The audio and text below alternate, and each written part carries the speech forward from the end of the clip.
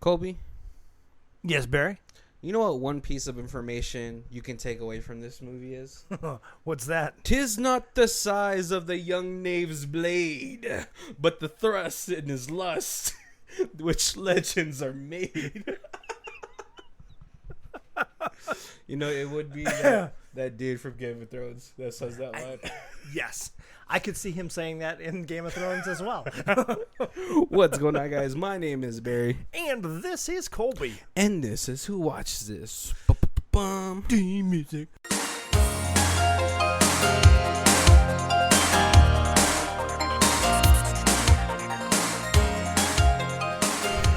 What's going on, guys? Welcome to the final week of Fantasy Movie Month. Yes, we should do this more often because I am very much enjoying these movies. I mean, what a way to end the month, though, right? Yeah. With the queen of nerds herself, Summer Glau. Right. King or Tyrant. I don't know the dude's name from. Lannister. Is that him? Tyrion. Tyrion Lannister. Is that him from Game of Thrones? Yeah. I've never watched an episode. Peter Dinklage. Peter Dinklage. There you go. Is he really British or? I don't even know if he's British on the show. I just know it's a British show. Yes. Right. But yeah, we want to introduce the movie we're doing for this week, for the final movie for Fantasy Week or Fantasy Month, is Knights of Badassdom. Yes. And Colby, you mentioned it at the beginning of this month that your cousin was in this movie. Yes. And I think I spotted him. So that's actually how I know about this movie. I had never heard of it, and then my aunt sent, and she was like, "Your cousin's in a movie," and I was like, "What?" And they sent me the trailer. He's actually in the trailer for like a half a second, and then he's in the movie for like 2 seconds. Was he the knight in the silver armor with the goatee? Possibly. I was like, if someone's Colby's cousin, it's that guy, because he kind of looks like Colby.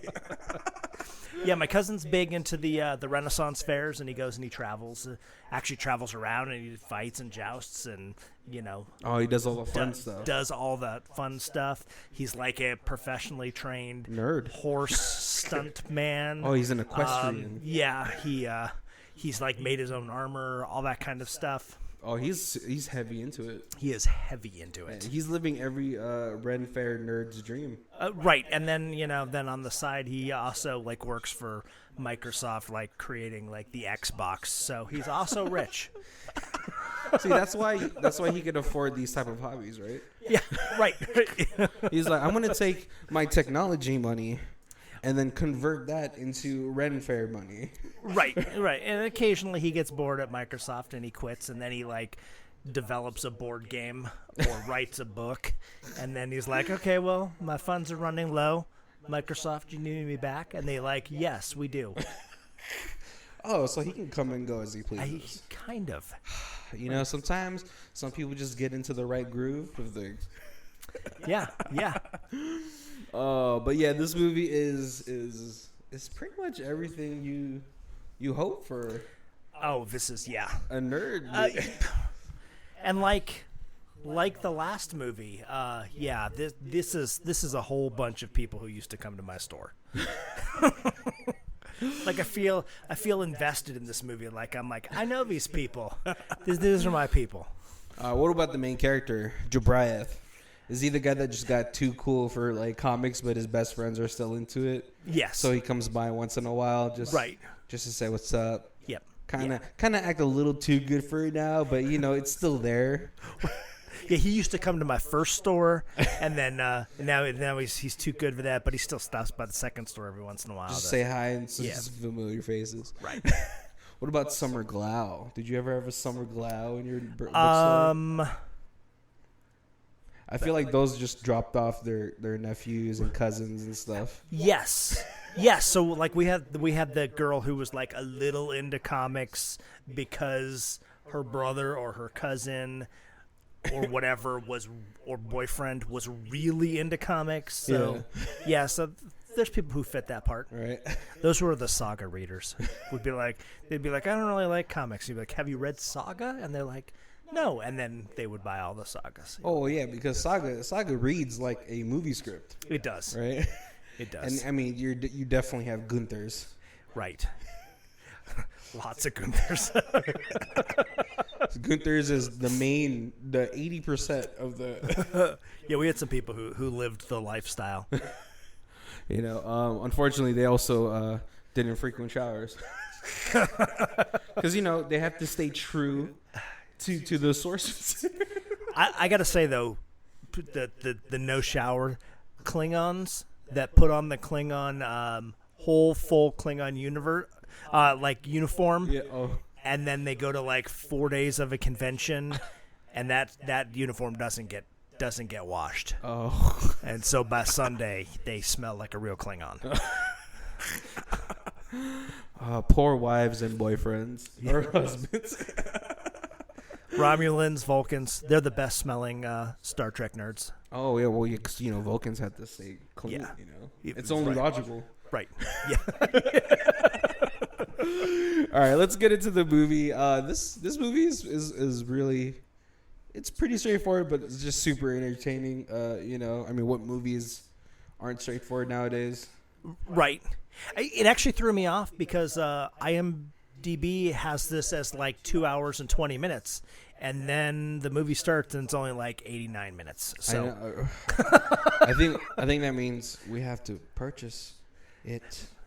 Right. I need the director's cut, I guess. I looked to see if there was something like that, why there was IMDb, but I think it's just a mistype somewhere. Oh, maybe it's an hour typo or something. Yeah. So we do start the movie with a sort of ritual that's happening. Yes. With Steve Zahn and Peter Dinklage and the guy from Stay Alive, Ronnie, the guy who jacked off to a succubus photo, whose handbook manual pages are still stuck together. But it seems like they're performing some sort of ritual in the forest, which I still don't think is a good idea. Right, because the credits kind of roll as they tell you the story of this ancient book of true magic was created, and then you see this ritual, and so you're just assuming that this is the original book, and this is the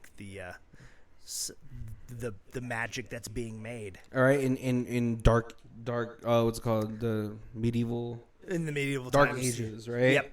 But no, it's not. It's a couple of larpers just really acting their D&D campaign out, right? Yep. But then it gets interrupted by I don't know if it's hillbillies or just a very misrepresentation of country people. It's kind of their homage to the high school nerds that get picked on by the football players. Yeah. Now this is the grown larpers that are getting picked on by the grown paintball gunners. Right. Those guys, I'm pretty sure they still wear their high school ring. Right. And their varsity jacket, yeah. I scored 4 touchdowns. But no, and so they do get thwarted during their ritual before Steve Zahn can pull out a new purchase that he had made. Yes. But it falls down as they're getting ambushed by the paintballers, so they do escape, but Sir Reginald, one of their warriors, gets a chest full with paintballs. Yeah. Which, this is a kind of a dick move because paintballs do break skin. You get pretty bruised up. They sting pretty good. Yeah. I mean, I feel it was a long time ago. I went with friends, and it breaks the skin. He had bruises all up in his thighs. Yeah. I played in high school a couple times, and I had a friend that got shot in the neck, and man, he had to play it off as a wicked hickey.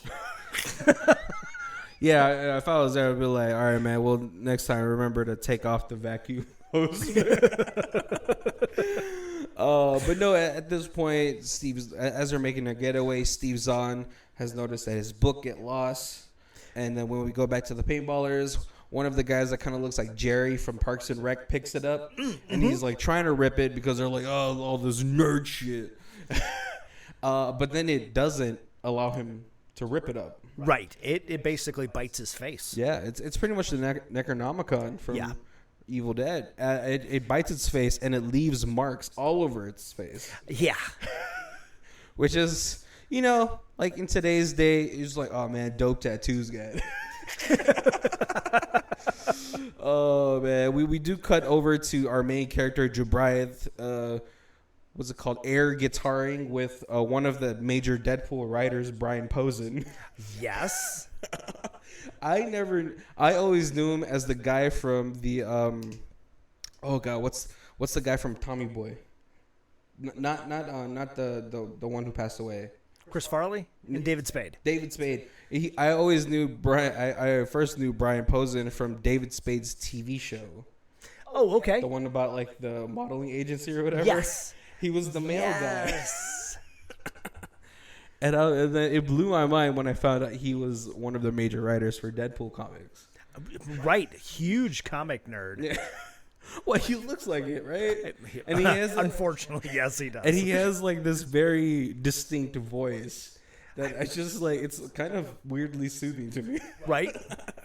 But yeah, they're doom metaling it up in the garage that Jobriath works at, and you know apparently I think his girlfriend works there, and he's putting on this performance with Brian Posen, and his boss tells him, "Hey, knock it off." Because he has written this love song as like his homage to his girlfriend. Right, his high school girlfriend. Yes, and she doesn't appreciate his style of music at all. Or at least not anymore. Or, I don't know. It kind of sounded like ever. But yeah. Well, maybe she was on board because she's like, all right, well, if he blows up, I don't want to miss the gravy train. That's a possibility. But it's probably been like 10 years now, and he hasn't blown up, so... Yeah, I guess I got to give it to her for sticking it out with him that long. But they do end up breaking up. He's pretty heartbroken. He gets back to the Peter Dinklage's mansion. And right. And they never explain it, but Peter Dinklage is an accidental millionaire that lives in a fake castle. Yeah. I don't know. They don't explain how he's a millionaire, too, right? No. That he's just really rich. But yeah, no, Jobriath gets back home. He's super upset, and Steve Zahn and Peter Dinklage are like, hey, man, what's going on? But they will not sort of take it seriously because they're like, your body already knoweth now. We'll move on. Right, because it's definitely one of those things where they can see that this girl and him were not destined to be together. Yeah. And it's like... For a long time, too. Yeah. Yeah, and so for them, it's like, well, it's about time. Right. Because, man, those were very, like, paper bridges type of... That's a paper bridge type of relationship. I was waiting for it to crumble. Right. And they kind of allude to that, like... He used to be their fun party friend, but now he doesn't, he doesn't rock out anymore. He doesn't smoke anymore. He doesn't drink anymore because the girl doesn't want him to. Yeah. And so to cheer him up, they're like, dude, do this. It's fine. It's a sativa. Your body will not get high. But they kind of drug him. Oh, yeah. Oh, because that many bong hits and that many swigs of alcohol. I'll see you guys tomorrow because I'm knocked out. Right. And as he's knocked out, he has this vision of him and his girlfriend. But then when he wakes up, he's in the back of a van, which sounds like a Criminal Minds episode. Again, at this moment of time of recording, I have accidentally started Criminal Minds, and now I'm locked in again. Oh, man. But yeah, Jobriath wakes up in full plated armor. Yes. At what looks to be a pretty epic Ren Fair. Yeah. So this must be in the Midwest. I'm just saying, I feel like people in the Midwest, I've been to a Ren Fair there, and they're dedicated. They go all out. All out.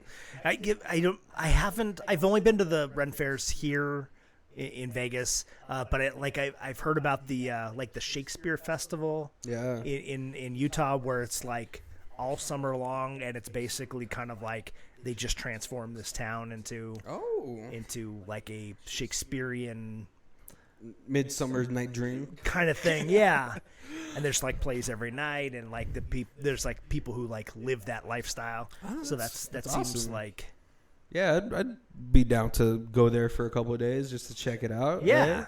But yeah, and so yeah, everyone's pretty dedicated. We have the Gnome Land Security group, the metal, oh god, the metal something, the leather faction. So everyone's pretty dedicated. We do get introduced to new characters. We get introduced to Ronnie, who was in the earlier part of the movie, but who was actually known as the Game Master. Yes. Who had apparently, I guess, taken over Jabrith's role of DMing. Right. And like he wants this to be like an epic fair, and so like Yeah. he's like with his minimal budget, he's like hired like improv troops to play like Green apes, yeah, demon apes, I guess, yeah. The simian Demon apes, the simian spirit guides. and he's mapped this whole place out, and he's basically he's like, this is gonna be like epic 25 level whatever. Yeah. And so you got to give it to him for the dedication, right? Oh, definitely. We do get introduced to Summer Glau's character, Gwen. Yes. And, of course, Ronnie, the Game Master, is really... I mean, come on. What guy wouldn't be into her? Let's be real. Even in a world where Summer Glau doesn't exist, you see her like, oh, yeah. Right. What'd you say? She's the nerd princess? Oh, she's the nerd queen. Nerd queen. I feel like, come on. She's in Terminator. She was in Firefly. Right. Serenity. I think she got her start in Angel, which parlayed into her role in Firefly. So, right. I mean, she always just does all these like really fun type of nerdy films. Hey, she knows her pocket, But Ronnie's advances towards her gets thwarted by her very dedicated cousin Gunther. Right, and at this point you don't know it's cousin. Yeah, it's just the large melee man who is with her. Yeah, just burly. Looks like he chops trees down for a living.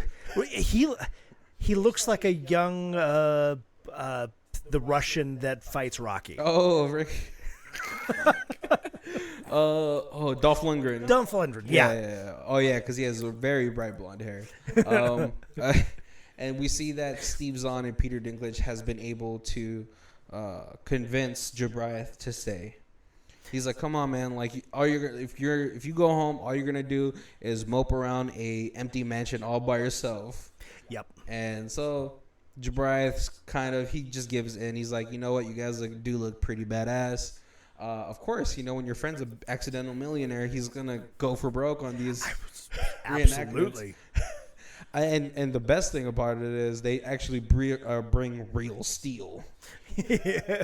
Right, when they're going on their adventure, they have to wear the plastic swords, but they actually have the real steel in the van. Yeah, which actually they use to sell to other people because they really want the authenticity. So obviously everyone at these type of events knows, like, don't play around with these at the fair, but you could bring them home. And and if anybody's been to a fair, the biggest crowd is always around the real sword booth. Oh, right, the blacksmith. And then and the giant turkey leg. Oh, that's wrapped in bacon. Oh man, but yeah. So at this point, Peter Dinklage is trying to explain all the rules to Jabrith. He's the dual wielder mountain dwarf knight. I don't know. But he explains to him all the point system, and he shows him, and then Gwen and Jabrith lock eyes. And that is when Peter Dinklage takes him down. And Gwen says her I guess her motto, because it's on her player card, finish him. Which, man, when you have a girl that's like super like cool like that, it's just right. Again, it's just me fangirling over. Right, it just makes her hotter.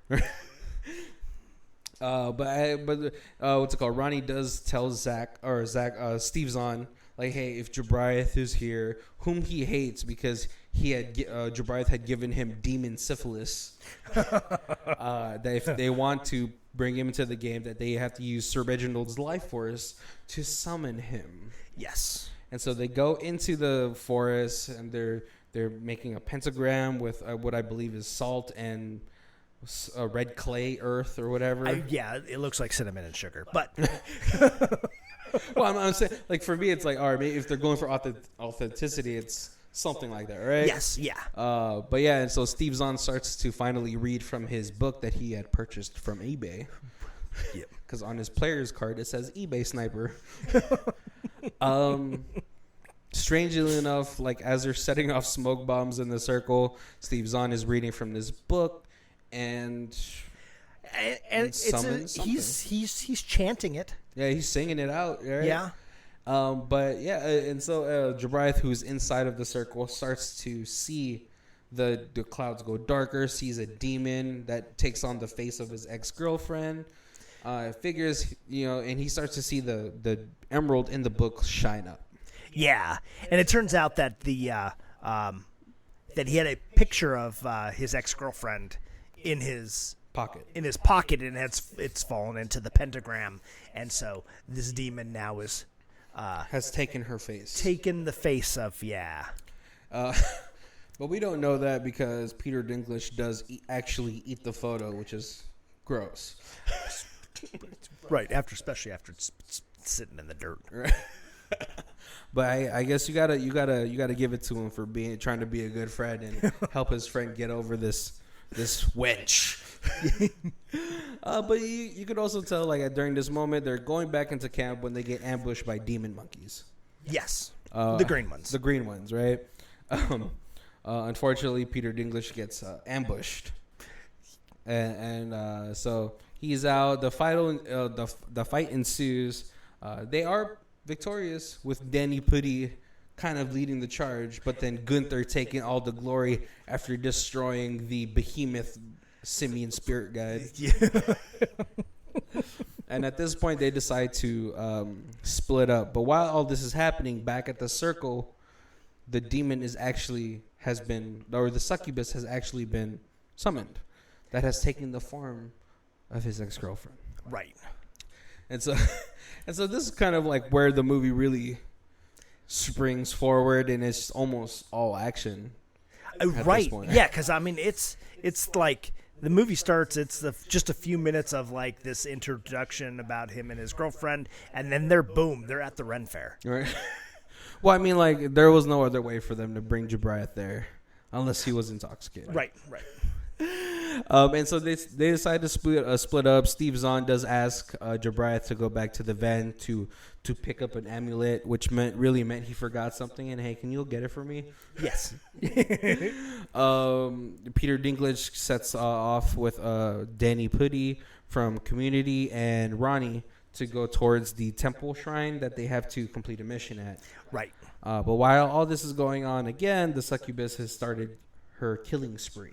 Yep. First, she kills one of the improv simian spirit guides, and then she kills an Asian fairy, who is like one of those girls that gets introduced to it, starts to enjoy it a lot, and then the relationship kind of gets torn apart.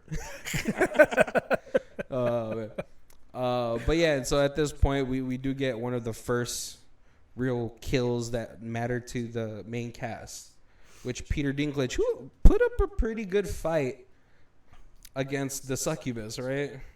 Right, and Peter Dinklage has brought a bag of mushrooms that he has eaten throughout the day. Oh, I didn't even think about that. So as the succubus shows herself, he is definitely no longer on this plane. Or maybe the mushrooms has allowed him to see her true face. Right. And so, yeah, Peter Dinklage does put up a good fight. Danny Pudi gets scared. He runs into the bathroom and watches as the silhouette of Peter Dinklage and the succubus. He sees the fight. He gets like a liver taken out, or maybe the heart. Yeah. I don't know. And then Danny Pudi obviously gets also murdered because he accidentally hits the hand dryer. Right, as he's hiding in the bathroom. Yeah. At this point, Summer Glau has I don't know, what's it called? Enchanted? Or has bewitched Jabriath with her sword skills as they are ambushed by marauders. By the Vikings, yeah. But as they're still adventuring on, they do hear the screams, right? And so they go to investigate, which I never really understood. People investigating, like if you hear a scream, I'm running away from it, not trying to look at see what's going on. Well, at this point, they don't know there's anything bad, and their friends are out here, and they're fake fighting. So if somebody so I've like made like swords and then covered them in foam, and then you hit somebody a few times, and the foam kind of makes way to the wood underneath, and then you give them a good old whacking. Yeah, you hit somebody in the knee or something, you could pop a bone. I thought you were gonna say someone who's just overacting as they die, or that's certainly a possibility as well. Oh, it's high up there, like 90%. Someone's dying in a very extravagant manner. But no, as they come there, they see the chaos ensue. Peter Dinklage is now dead. Danny Pudi has been made into finger paint, bathroom finger paint. There's a lot of blood in that bathroom. And so everyone starts to freak out. They do get to regroup with each other because Gunther does knock out Jabriath. Yep. And he is... Gwen does explain to Jabriath that Gunther, when he is in this, he is locked in. There is no breaking character for Gunther. And so he is very gung-ho about stopping this evil. Right, especially once they get back to the van, because they go back to the van to call the police. Yeah. And they get to the van, and he sees that they've got real swords, and he is like, "Oh, my destiny is calling me." It is on. But yeah, so when they do get back to the van, what's it called? Jabriath, he's like taking everything off. He's like, "No, we gotta get out of here." When they call the cops are the paintballers, which of course is a very natural progression for small town bullies to hold on to whatever semblance of power they can have. Right. Yeah, and because they're trying to call, and the one of the red nerds there is just like, "No, don't call 911 because that's going to get dispatched out to the police, and then it's going to take forever for them to get here. But there's the local police, like right in town. Here's their number. Call them directly." And that turns out that the local police are all the paintballers. Bullies. And so they're like, "Oh, Ren Fair nerds, suit up, guys, and grab your paintballs. It's hunting time." Which, it's sadly, you think you would outgrow it, but no, there's those small town people that's just like, it's harmless. Yeah. But yeah, Gunther does run away with a huge claymore. Yeah. And Gwen, it's her family, so she also has to run off. Right. And, well, I guess Jabriath, now very bewitched. Smitten, yeah. Very smitten with Summer. I mean, who wouldn't be? Right. I'd be really happy if she heard this episode. Yeah, so he also runs off. They're trying to find the succubus, and they run into her while she's eating another Ren Fair guy. And so Steve Zahn, he is pressured into reading something from this book. Yes. And they think that they are damaging her. Right, and the book's all in another language, so he is just kind of improvising the read, and as like if you had a book that was in Spanish, and you're like, "Hey, I can kind of read this. I have no idea what I'm saying, but I could pronounce the things." That's kind of what he's doing, right? Oh man! And so as he's doing that, he thinks he is harming it, but they do run into Ronnie, and he explains that this book was written in Enochian, which is the language of the angels. Yeah. And he's been reading things that summon demons. Yes. Right. And so they run off to the battlefield where everybody is camping, and to try and warn them. Right. But unbeknownst to them, the demon has already started slaying them. Now, before that, everyone thinks that the roar that the demon lets out is actually the sign to start the war. Yes. Because they've got the battle of the two sides. Yeah, I forgot, it was the Battle of Everfield. Yes, yeah. And they have a big they have a big dragon. Dragon. Which is like a paper mache dragon, really, I guess he said. Impressive. But yeah. And so then also when they hear the roars and stuff, they're like, "Ooh, the dragon's coming." Right. And you know, it's a pretty decent epic fight. We got a dude in a electronic wheelchair that's a chariot. Yeah, that's hitting everybody in their shins. That was cool. Yeah. But yeah, the fight is going on. Everyone thinks like everything is how you expect it to be, right? Right. Ronnie is upset that they unleashed the dragon without him there. But, you know, come on, man. Priorities. Right, because he's like, it's 3 o'clock in the morning. This isn't supposed to happen till 6. Which, man, I'm like, that's early. So, it is, yeah. Oh, man. But, yeah, as this is going on, the paintball guys all of a sudden show up as well. And they're hitting everybody. And, man, this is just really shitstorm after shitstorm. Because after that, Alamog or whatever the demon's name, the succubus who is transformed into some sort of demon, right, comes rolling in like a Guyver 2 villain. Oh man! And so we do get a pretty decent fight out of them. They're able, the team, the Knights of Badassdom, are able to pin it to another truck. Right. But before Steve Zahn is able to finish his incantation, he blocks the fire breath from the demon with the book, which has been known to not be able to be destroyed by any human means possible. Yes. But a demon's flame burns hot. But this is where Ronnie explains to Steve Zahn, or Eric the Enchanter, that all of the power was actually from the amulet. Right. Yes. So the book is now destroyed. Yeah. But the amulet is still intact. And Gunther does bring the head of the guy who has the Enochian written on his face, but Ronnie is killed before he could read it. Right. And for some reason, Jabriath is able to kind of make sense of that. The intent is what matters, or what was it? Right. Because it's the intent, but it has to be sung.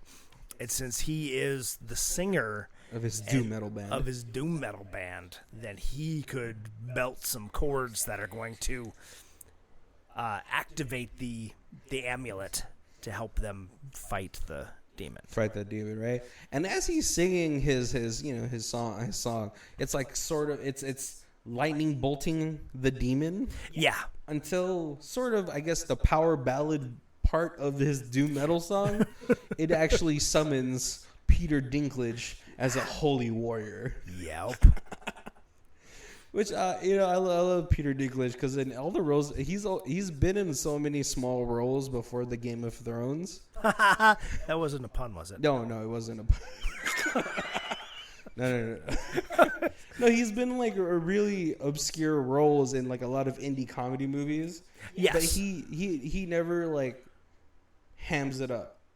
He never just phones it in. He's always like, if I'm gonna do this role, I'm gonna 100%. Right. And so in this one, it's just super awesome. He's this knight, dual wielding knight, and he is just cutting down this demon. Yes, with his dual swords. Right. And he is the one that ends up extinguishing, or like just like cutting down the demon far enough in the HP that Jabriath is able to, when he belts out his last note, sets this demon aflame, vanquish it. Yes. And so they do slay. I like how they skip to 6 months and not to the directly, how do you explain this massacre? They're like, nah, let's skip that. That's gonna take too long. That's a scene for another movie. I didn't even think about that, but now that you said that, yeah, because the local police are all dead too. But we do get what's called the little freeze frames that Gwen and Jabriath has started a death metal band and have vowed to never LARP again. Eric the Enchanter, or Steve Zahn, is now a level 27 wizard. Yes. Which he had been his bitching about the whole right. That was his goal the whole movie. Right. And he is now learning Enochian. What's Peter Dinklage's name? It's like Sir Hung. Something, yeah, right? It's something ridiculous. But apparently his fight is now the tale of legends. Gunther, who has actually now fought real evil, is now forever in character. Here you go. Sir Hung the Gluttonous. But yeah, Gunther is now permanently in character. Yeah. Oh, yeah. And yeah, the movie just ends right there. Kobe, what are some of the parts that that really stuck out to you this movie? I loved who's it, Ronnie, who was like the DM, like how into it he was like he's running from like field to field and he's just like, and here's the field of blah blah blah blah blah and like his like people are like behind him and they're trying to map out like all the areas, but he's so excited, and well, yeah, and then later on he tries to use the map and he's like, "Those guys fucking suck at making maps." Right, because it's weird that like it's not that big of an area, but like the way they mapped it makes it seem huge. Mm-hmm. And then like when they're like, "Hey, go to the car and get me the thing that we forgot," they start walking, and then like the next scene it's like night, so it seems like they've been walking forever. But they were just chit-chatting and being smitten with each other, so I think they were just making hot laps. It was also daylight savings time, so they probably started the summoning ritual around like 4:00, got done around 4:45, and I was like, "Oh, it's already dark." Yep. Oh no, sorry, the summoning ritual at 4, get done at 4:15. Battle evil simian spirit guides from 4:15 to 4:45. Split up, go to the temple, and they go to the car. Yes. Nighttime. Boom. No, I loved all of the character types in this film because, like, we always have some friends that outgrow our hobbies. We have some friends that still stay in it, and like we're still friends, but we don't hang out as much. Even though they lived in the same house, I'm pretty sure Eric. Or not Eric, Jabriath. I don't know. I forgot his real name now. They probably the brother from True Blood. Oh, is he in True Blood? Yeah. Oh, I never watched the show. Oh, I know that one chick from Daredevil was in it. The red hair or the blonde. Oh yes. Yeah. She was, and then Rogue. From X-Men? Was Suki, who was the main character. Oh, okay. That was like on Showtime or HBO or something, right? Something like that. I can't remember. I watched it. Yeah, I never really got into all the vampire stuff. Like, because the first season's really good and it's kind of like love story-ish. And then the second season gets a little weird and there's a whole lot of sex. What's on HBO or Showtime or whatever, right? Yeah. But like sex between people that you don't expect to be having sex. Oh, so it's a lot of dude on dude and right. And vampire she's, and wolf. Yeah, like sorry, that's a whole different stuff. We'll get into that. Oh, it's just it's a very open show. Yeah. I never really got into the vampire stuff though. It's just like after Buffy and Angel, I was like, that's all the vampire stuff I need. Right. And that's the way you should do vampire stuff. Yeah, all this lovey-dovey stuff, too much. But you say that, and it reminds me of that, like when the succubus first shows up, she doesn't talk at all, and then like the first person who's "Hey, are you lost too?" And then when she gets to the second person that she attacks, she says to that person, "Hey, are you lost too?" Yeah. And they're like, "Oh, are you one of those weird vampire larpers?" And then then she meets the third person, they're like, "Hey, are you lost too? I'm one of those vampire larpers." And it's learning. So yeah, she only says like what the person before has said to them. Yeah. Well, like that's how she's like building her vocabulary, right? Because like when they have her pinned to the tree, she repeats something that Peter Dinklage or Sir Hung the Gluttonous says at the beginning of the ritual. So I do love all the archetypes or the character archetypes here because it's all here. these are this movie. I don't know if it's like a passion movie for the person who wrote it or directed it, but it's just all the people that like if you're in this lifestyle, you would know. Right. And like some Brian Posehns at the beginning. I didn't look at the credits if he does anything other than just be that small part, but I could see him being part of the writing team on this. Oh yeah, because the comedy is there. Yeah, and it seems like the kind of thing that he would do. Like do in real life and then write about it. Yeah, that's what I meant. I mean, but the quote I used for the beginning, I was just like, oh, that's, I could hear Deadpool saying it. So much, yes. Like if Deadpool was in a Ren Fair situation. Yep. And you're definitely gonna know a Summer Glau type of character who has either a brother who's really into the nerd stuff or a younger sister that's really into the nerd stuff. And right, and they're doing it, they're tolerating it. Yeah, well, yeah, tolerating it, or they're just like, well, if I'm gonna be here, I might as well like have fun with it. Right. Yep. But I mean, like for someone who's just having fun with it, she's pretty badass. They're like the secret nerds, where like nobody at their school, like the high school like girl, nobody at school knows that, but then like on the weekends she goes and LARPs. Yeah, she's like the plays D&D, whatever. She's like that popular girl, like shoot. Yeah. She's like hanging out with like the jock, and he's just like, oh, fucking nerds. And she's like, yeah. And she's like sweating profusely, like He's dissing the nerds at school, but then she's like she's their queen on the weekend. Yep.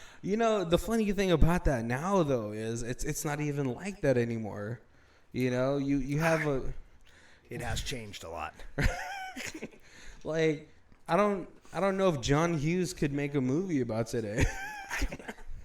And like the funny thing about that is that there's another movie that kind of personifies like the shift in what is cool, right? And it's actually a reboot of a 21 Jump Street with Channing Tatum and yes. No, remember when they go into the school, Channing Tatum tries to act like how he did in high school, right?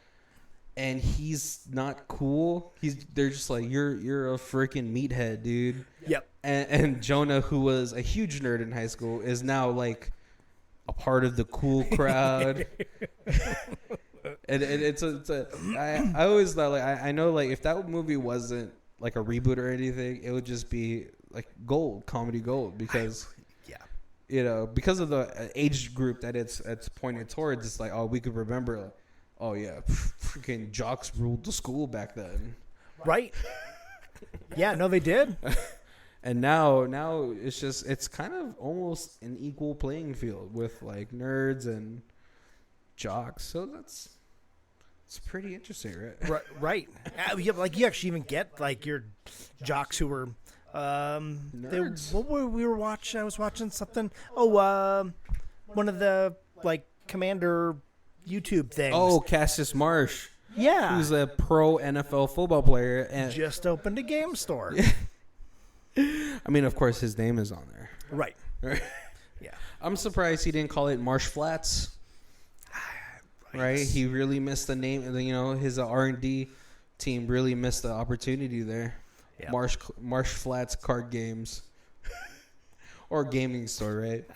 Yeah, so, yeah, it's just really... I mean, I kind of want to see what he looked like in high school. I mean, he probably played high school football, right? He had to have, yeah. Right, to get... Or, you never know. Maybe he walked on during college. He's like, I don't want to live my high school life. I want to be really buff in college. No, he probably played in high school. Yeah.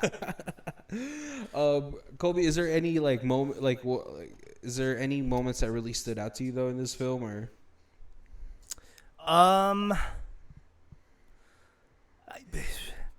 Probably my favorite part was the when Peter Dinklage takes the mushrooms and then the succubus shows up and he's just like in the zone and he's like, Yeah, he can see, like, everybody else is looking at it. It's just a girl. Yeah.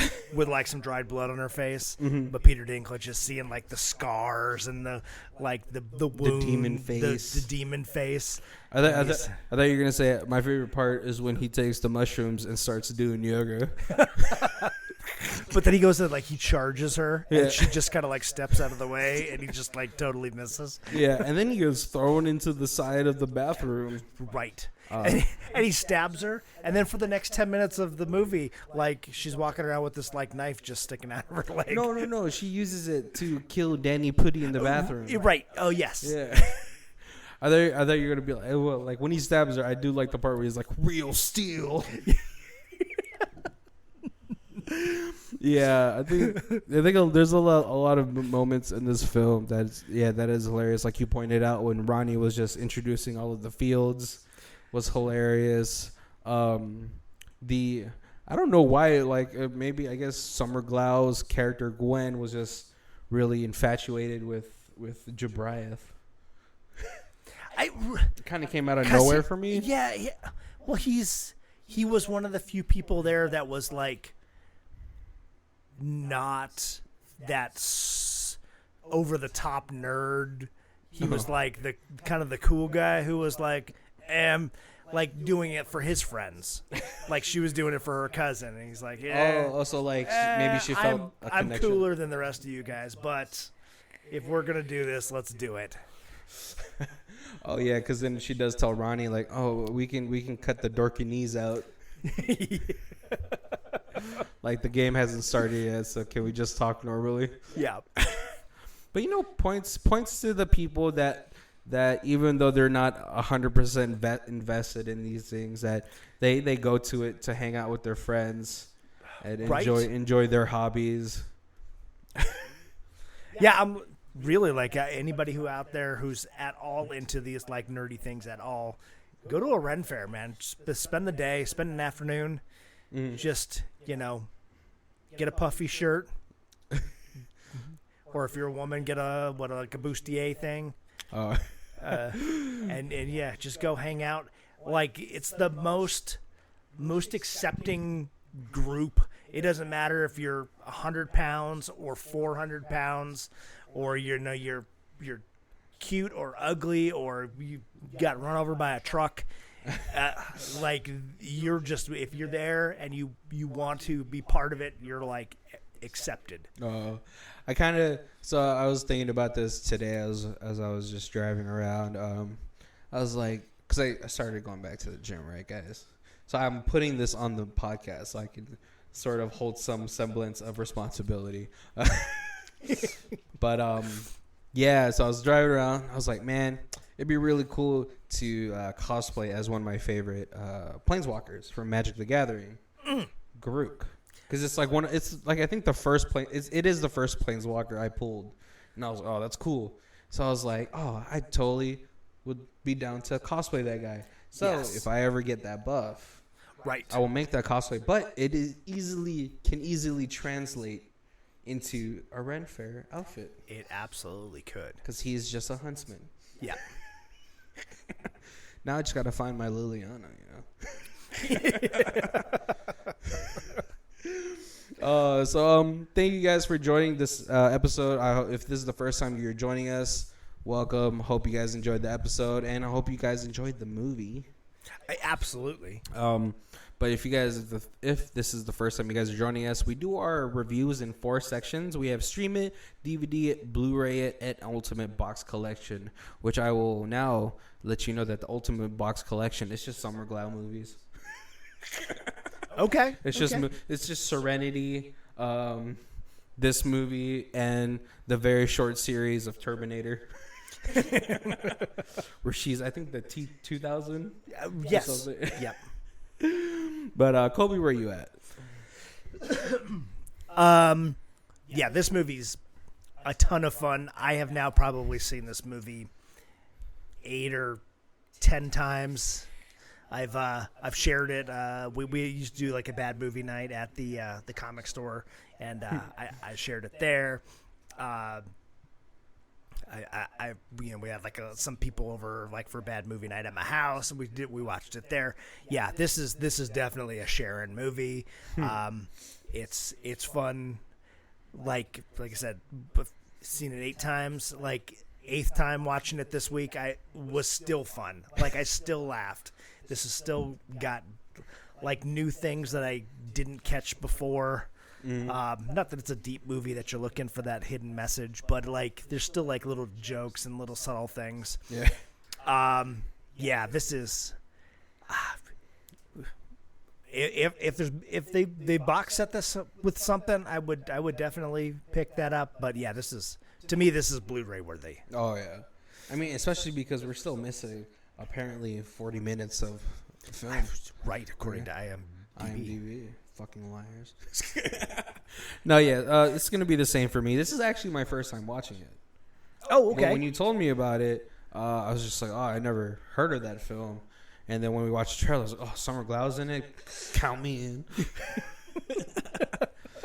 But yeah, no, definitely, it's a Blu-ray for me. It's just a really fun movie. It's lighthearted enough where you could show it to.